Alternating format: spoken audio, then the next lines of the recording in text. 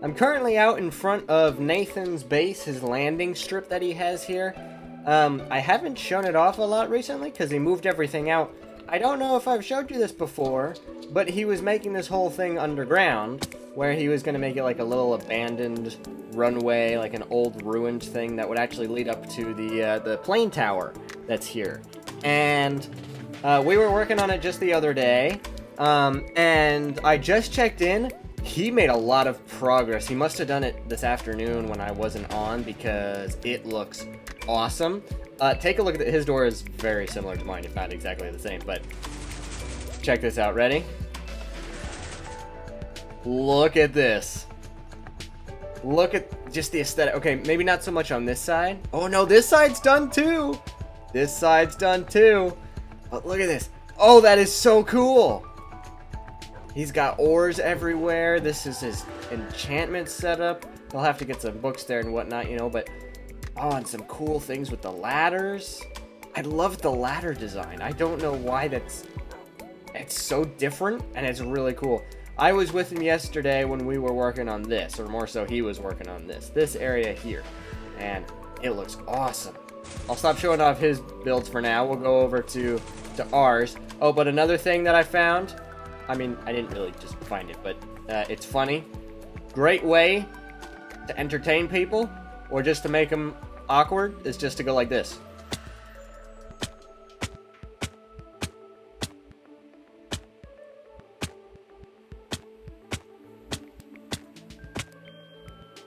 Okay, now if you look out here, what's one thing that you see quite a lot of? I kind of already showed it off.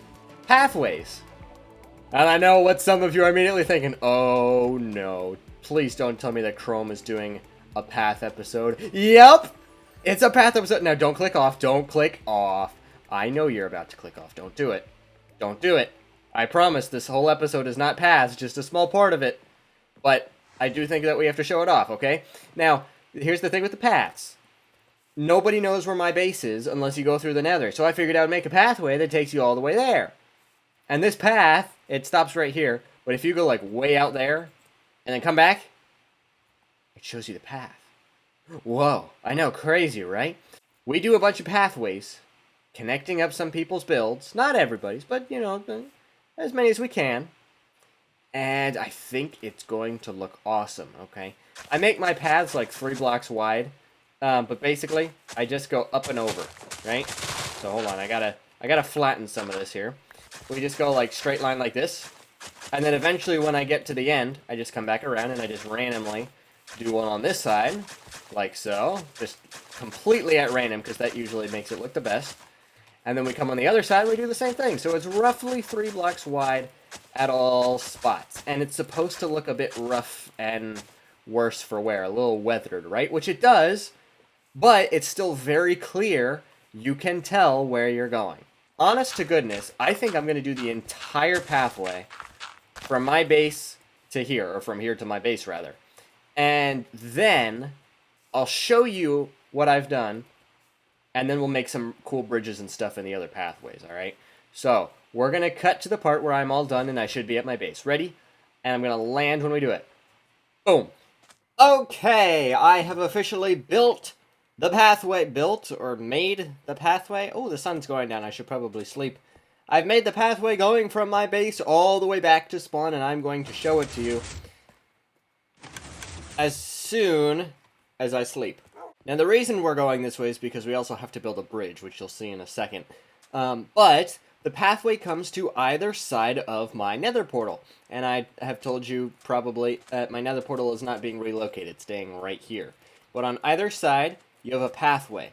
The desert part of the path is made of deep slate and gravel, just because I feel like that's a more dried, like burnt texture to go for the desert. I think that works.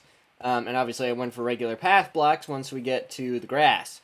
So, I really have no idea if you know the route from my base to spawn or vice versa, but it's basically a straight shot. The only problem is there's a mountain in the way. But right down here, there is a little river, which actually does cut off a little bit. I know I could have just gone down and up, but that would have felt really weird, and I like to change it up a little bit. Hello, missing blocks. That's not supposed to be there. We're going to make a little bridge. Now, it's not going to be super, super, super fancy, but my thought process is this. Hold on, I need to make a crafting table, and I'd rather use wood that I don't have in my inventory for some reason. I was thinking that we make the bridge out of bamboo wood. I'm also going to use some andesite because that ties together, I think, pretty nicely with my skyscraper over there. So, I'm going to build this bridge out of these specific blocks, and I'll show you what we have when we are done. I think the bridge is done, with the exception of these finishing touches. I'm just adding some lanterns to liven it up. It's not the greatest bridge I've ever made, but it is also not the worst. If we take a step back, there you go. It's relatively simple. I tried to make it more complicated, but as you can see, all the andesite is mostly for structural or safety reasons. I think that turned out pretty well, and the bamboo is more just an accent color. It's to give it a little pop. And overall, I don't think it looks half bad. I think this will be very nice, and especially since there's nothing else to light up the pathway. If you're going in this direction, you'll see light coming from over here. You'll be like, oh, a bridge. Okay, I know I'm going in the right direction. And look, there's a little bit of tuff, and here's some andesite. The person that uses andesite, well, that's chrome. That means I must be going in the right direction.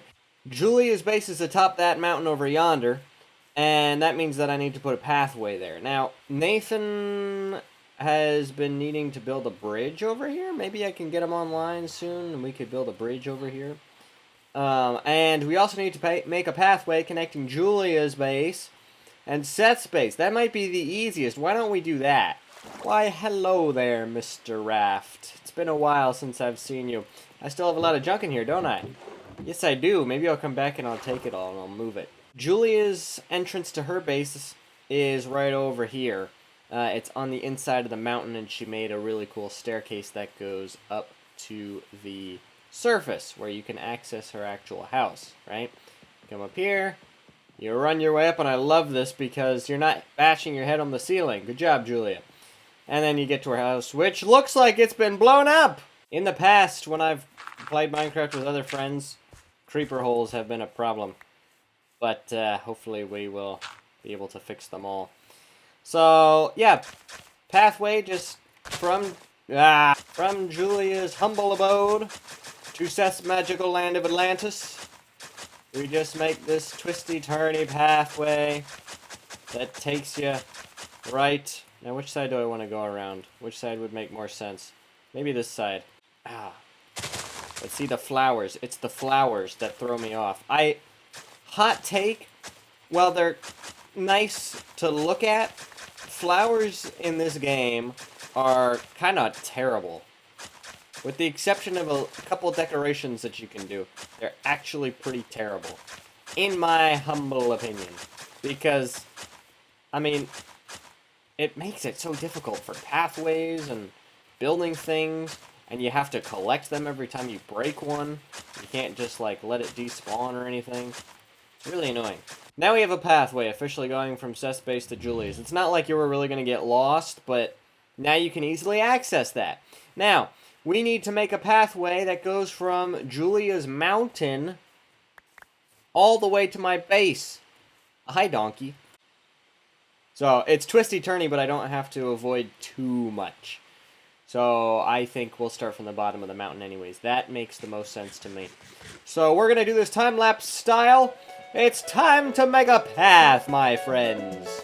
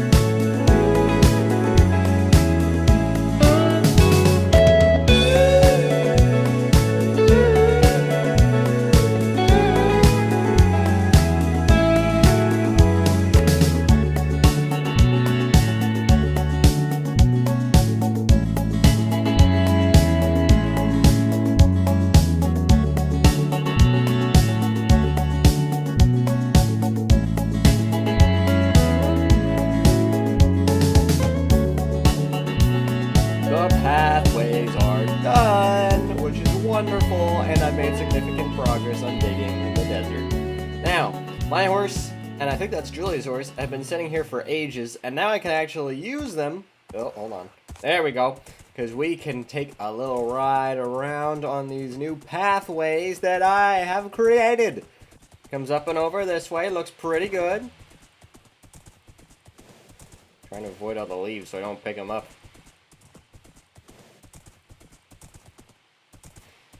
Now, I could have made a path from everybody's base to each other and made it like a giant spider web, but I'm lazy, so I didn't do that. So if you want to get to Josh's base, or to Liam's base, you have to come over to Seth's base first, right? Come over here. Now, that's where the path starts. There's no bridge here. There's no way to get over there, because I figure this is Seth's base. We'll let Seth build his bridge, however he wants to do it. So Seth, if you're watching this, that is for you to design however you would like. Let's go to Josh's base. Now, the cool thing about the trip to Josh's base is that this actually almost feels like I'm in Lord of the Rings. If you're running, it's like you're running through the mountains and everything. You're making your way to find the hobbits or whatever it is. So, it's a rather steep thing. It might be better if you take this by horse, but look at this. Giant lake on one side, narrow pathway, some cool cherry blossoms. Doesn't this feel like a fantasy realm? And eventually you reach the river here, which Josh's base is actually like right there. The only problem is there's no super easy way to get to it. So I just had to go around like this. But you make it to the end of the pathway here, and here's where he can build his own bridge if he chooses to, or maybe a boat dock like the one over there. I'm not going to give you a full tour of his base at the moment, but there's his house. It exists. I don't even know if you guys know about this. Seth inadvertently burned Liam's house to the ground. It was sort of an accident, sort of not. And Liam hasn't really built anything since because he didn't really feel like putting in that much work again. I hope he does, because it looked really cool, but this pathway goes out to his base. So yeah, all the paths connect up, and I think we are going to go back to our base so we can go ahead and work on some stuff. What we will work on is a creeper farm. And the reason is because there's a whole lot more of the desert that still needs to be destroyed, and it's really annoying to dig it all out. So what I might just do is make a gunpowder farm so I can get tons of TNT and just blow it all up. Because I don't even need sand for anything. So we'll just blow it up with TNT. But first, to get TNT, we need gunpowder. And to get gunpowder, we need a creeper farm. So, creeper farm. Alright, I'm on top of my storage room in my base. As you can see, the sun is about to pass over my head. And I have a bunch of resources for a creeper farm. I believe it's the exact same creeper farm tutorial that I followed for last season. So it's not going to necessarily be a step-by-step process. But this is going to be redstone fails with Chrome. That's what this segment is. We're all going to die. So this is what I need, plus a lot more trapdoors and a lot of blocks. And the blocks that I'm going to use, simply because I have an abundance of it, is deep slate. So we're just going to go ahead and take some of this to get us started. In principle, I think I should have put this chest up on that other floor, but I did not. So I think I can cram everything into my inventory. Like that. Perfect. Now I'm stuck. I should make a fire escape. This takes way too long. Oh, hey, now might be a great time to tell you about the door that Nathan made for me. He made a redstone door last time he was on. Look, ready? With the push of a button, it slowly opens up. Wonderful. And then I can come out back here. Grab a bucket of water. Come back in. There's a button on this side too, but I could just give it a push. And that closes up. Thank you, Nathan. If I fall down in this water now, you have permission to laugh at me. Oh, this redstone tutorial was by Voltrucks, by the way. I think I said that. Maybe I didn't. Place 8 slabs here. Right, okay. That's actually 7 slabs, but you know, who's counting? His numbers are off. He said 9 fence gates. But here he wants me to put 8. Oh, I remember what this is for. This is where the snow golems go. They're gonna go in there. I mean, hey, so far it's just a big hunk of junk. Basically what redstone is to me. Ooh, we gotta go 11 blocks out from each side. Uh-oh. Uh-oh. We might be in trouble. I hope I can go 11 blocks this way, or else this is gonna be a dilemma. Oh, no. Well, on today's episode of Redstone with Chrome Cable, I've messed up the placement, so I get to start over. I literally have to completely start over. That's just great. That's just great. I have to move the whole thing over like 3 blocks. So I fixed it. I put it back to where it was. 11 blocks, 11 blocks, 11 blocks, 7. It doesn't fit in my skyscraper. This is so frustrating. Fortunately, I think I have a solution.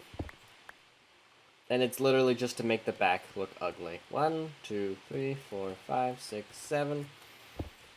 And then we'll just have 8, 9, 10, 11. And then I'll bump out this andesite and I'll make it look nicer. That's what I'm going to have to do here, because I have no other option. You know, the middle section of the base is just going to look really strange. This is what it looks like now. Really terrible. Really terrible indeed. Please don't tell me I have to fill this in.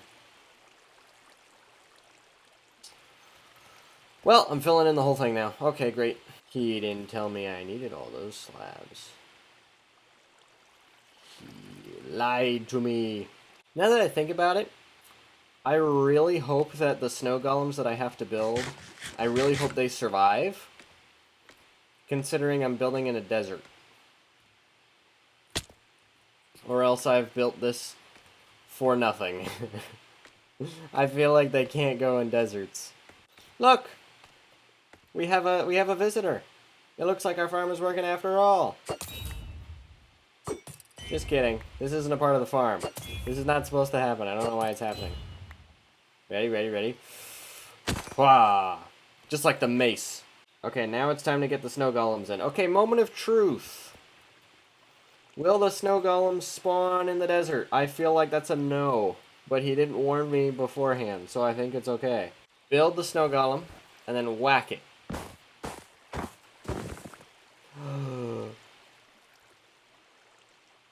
They don't survive in the desert. No! Have I just built this entire farm for no reason? Unless they're affected by fire resistance.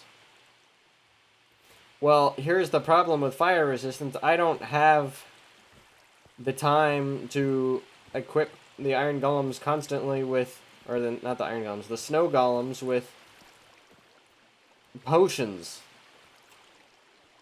I mean, Seth has potions, but that's a lot of potions.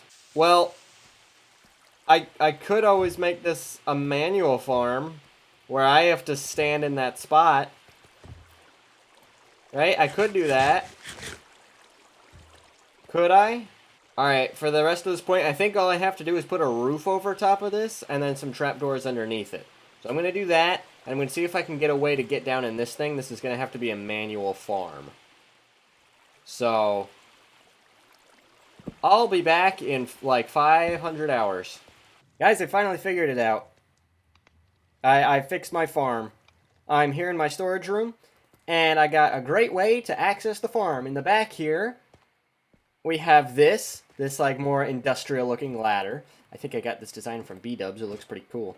You come to the top here, and it's just a big empty room. I don't think that will ever change. I think it will always look ugly, but that's because aside from grabbing a little bit of gunpowder, I will never be up here.